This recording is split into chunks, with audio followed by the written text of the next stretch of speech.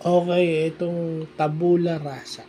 So, yung tabula rasa tao is a clean slate or an erased slate. So, ibig sabihin, ang bawat tao raw, ito ang theory na ang tao raw walang innate ideas. Pag sinabi mong tabula rasa, walang kaalam-alam, walang kamalay-malay. I mean, Roman word daw ito.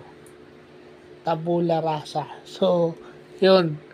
Bagong term yan. Ibig sabihin, walang kaalam-alam, walang malay. Yun ang ibig sabihin yan. Ibig sabihin malinis.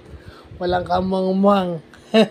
Parang bata. Parang sanggol na bagong panganak na walang kamalay-malay sa mundo. So, maganda, no? Ito Sabado, nag increase na naman yung ating vocabulary. Sa psychology yan. Pero pwede na rin gamitin yan in English na walang kaalam-alam.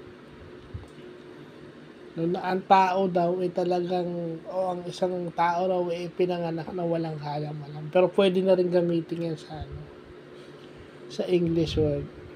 So, yun lang pa.